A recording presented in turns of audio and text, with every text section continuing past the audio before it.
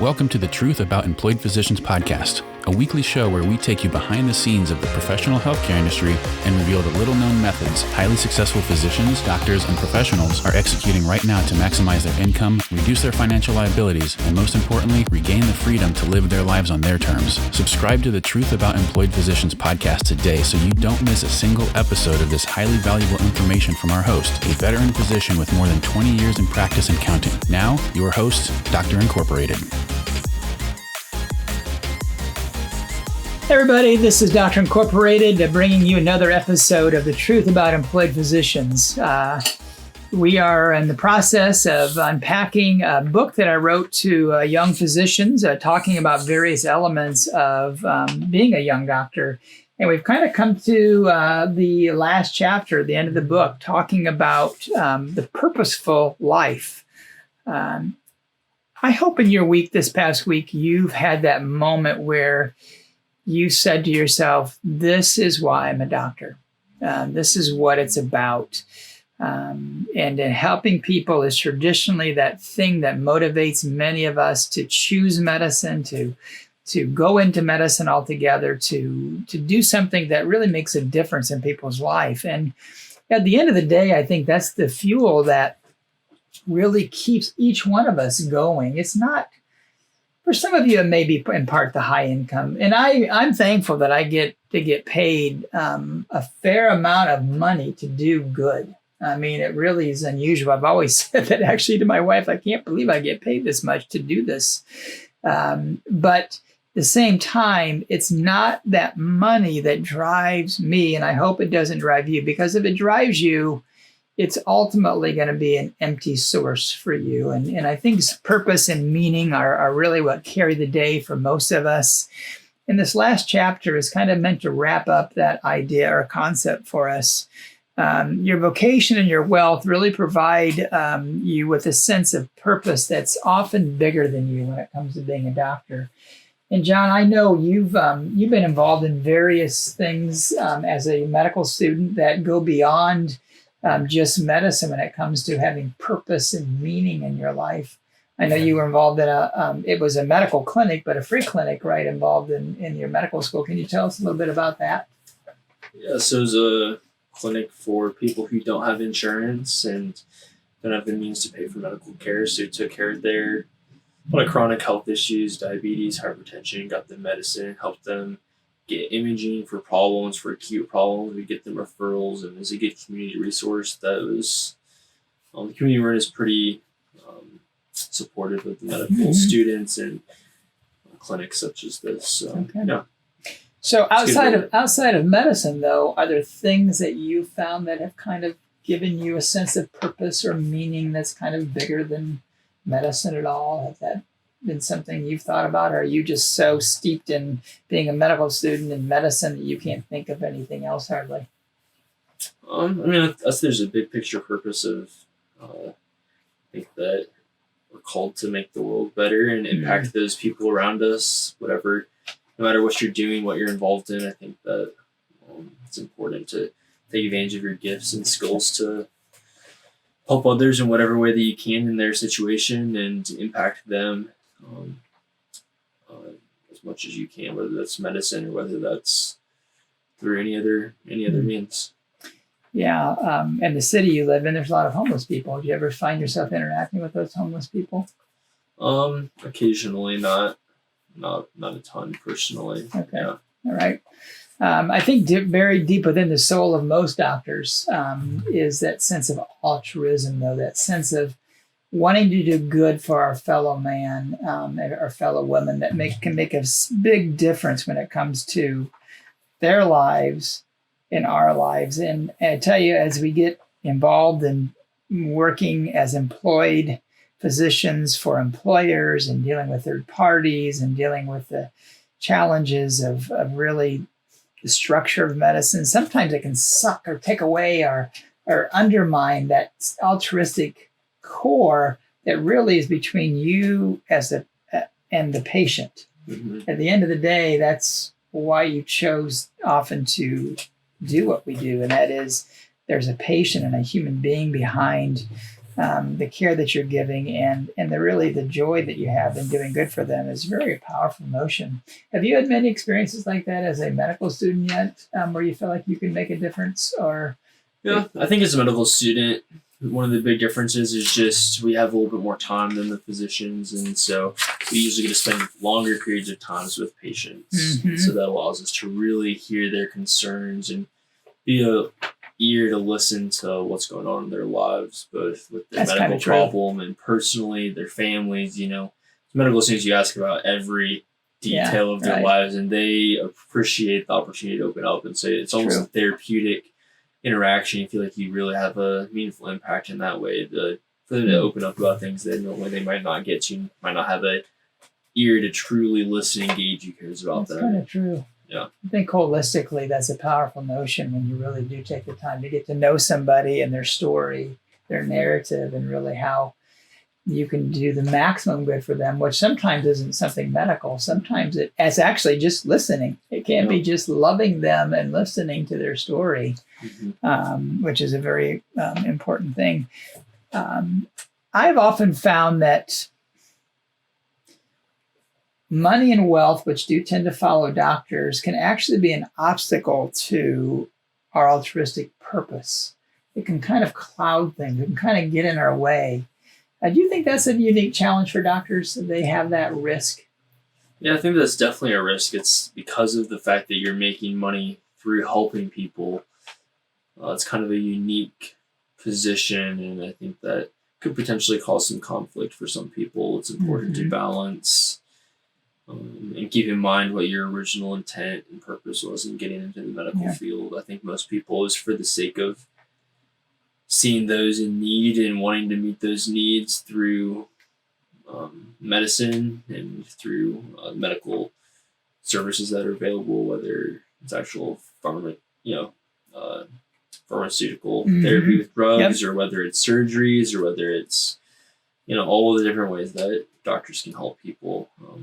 It's important to keep in mind that you're wanting to help people, even though you are getting paid to do it, and there are some financial incentives in place that can be perhaps clouding to people the further that they get into their careers. Yeah.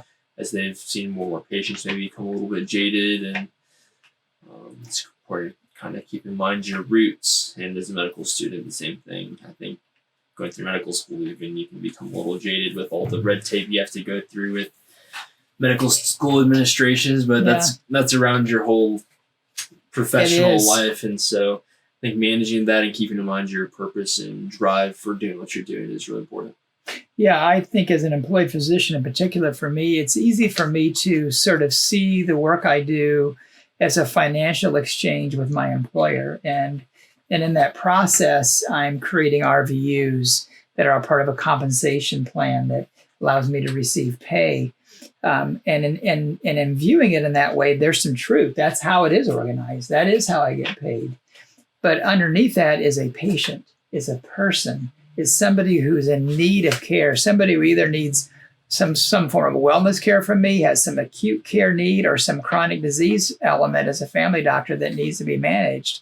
And I can either choose to engage in that patient and do those right things medically from an altruistic standpoint, or I can sort of choose to do it as my sort of duty for my employer so that they can pay me for doing that duty for them.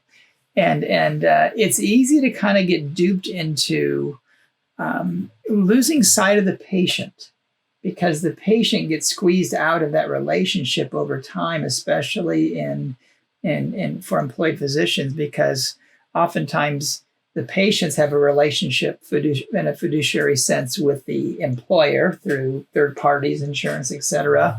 And you, as an employed physician, have a fiduciary relationship with that employer, and they don't always have the same goals. And so that tension creates separation between you and the patient. And so that altruistic nature of what you want to do as a doctor can just kind of, get lost. And then seeing patients become a drag. And then you start looking at your schedule each day and you go, oh, Mrs. So-and-so's coming in today. Oh, she's a long talker. I don't want to see her. Or, oh, I don't want to take care of patients with that low back pain. I never can figure out how to help somebody with back pain. And I don't want to hear them go on about this. Or, oh, I've got 3 depressed patients in a row. That's going to make me depressed. And, you start to sort of miss out on really why you do this. Okay, why you're even doing this doctor thing. And I think that it's important for us to always sort of remind ourselves that it's for the good of humanity and it's the good of helping those patients. And those patients are people. There are in a small community like I'm in, they're my friends, they're my neighbors, they're the people that I interact with all the time. And it's a very special thing to be able to do that and help people. And so I know that's a process that you're going to learn, but holding on to that principle of purpose is really important as you kind of move forward in your career. And it's easy to have other things sort of distract you from a sense of altruistic purpose. Mm-hmm. But I also think the financial piece of it is something we have to be aware of. And at the end of the day, I think the best way I found to parlay that financial well-being that comes through being a doctor is to maximize the good I can do with my financial well-being by being a generous person, mm-hmm. by being a giver in our community, by being somebody who contributes to my community of faith, contributes to our United We Fund, contributes to our community foundation, and just on an individual basis does things that can make a difference in friends, family, and neighbors, because I have the financial means to do that. And that is a rich blessing that provides purpose for me too. That is really the downstream effect of really getting to have a special life as a doctor. I assume you and your wife are like to give and do things like that, even though you're a medical student, or look for opportunities to do that as well, right? Yeah, I think generosity is very fulfilling and important and helps keep you humble with the things that you're blessed with. Yeah, right. And so I assume as a student, you don't struggle with the idea of purpose and meaning and all that sort of stuff, or is that something that ever catches up to you even as a student? I feel like you're continually sort of working out your purpose, mm-hmm. so to speak. And so I think it's an ongoing process that at different times you might struggle with more, with less, but I think it's a continual thing that everyone's working through. Yeah. Yeah. And, coming back to the topic we talked about in the podcast right before this, retirement, I think if you don't have a deep sense of purpose and meaning and even self-identity when you retire, that retirement's going to be sort of meaningless to you as well. And there are things beyond medicine. There's things important to retire to something. Yes. Right? Not just exactly. Stop. Life doesn't stop. You should. Yeah. And I think that really feeds into that altruistic nature of doctor. I think doctors naturally would navigate towards doing good in the world and in the community if they're empowered to do it, if they have a restored sense of autonomy, if they have a restored opportunity to do good. I think a lot of doctors do. I don't think they're wealth seekers are selfish people by nature. I think doctors are people who look for the opportunity to do something to make a difference. So it's my hope that for you young doctors that you're able to kind of think through that a little bit and even now continue to guard and protect and further develop that sense of purpose and meaning about why you're being a doctor, why you're putting yourself through this process of pursuing the doctor's life and then really living your life out in the way that you do. Because at the end of the day, if it's meaningless, it's just going to be just empty. You're going to get to the end and it's going to feel like, what was this all about? And why did I pursue this? And so I encourage you, this is a little shorter podcast today, but I encourage you as young doctors to give that some thought. I know, again, for my own life, that has a deep spiritual sense of the inner life and my soul and my sense of purpose and my sense of meaning and how I look at life and what I do and how I spend my time. All those things are sort of interconnected holistically. And I know that you have a spiritual life and a faith life that's important to you as well, and your wife does. But those are all those things that bring a sense of purpose and meaning. Not to say that church or faith or spirituality is the only source of that. There's certainly a very rich way that we can live life with a sense of purpose by just helping one human after another.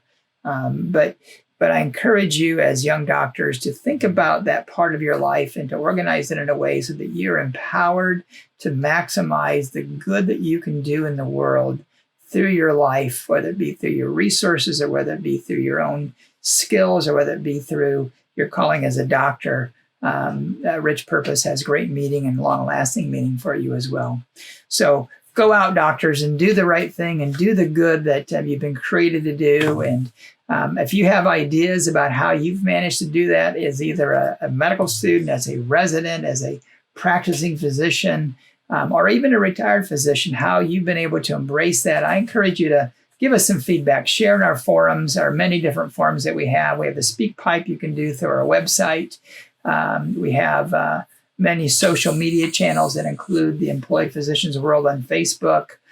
We have this video blog that you have. We have the blog that we also produce. And so I encourage you to jump into any of the channels that we have with Doctor Incorporated and begin to give us your feedback and thoughts about this important subject.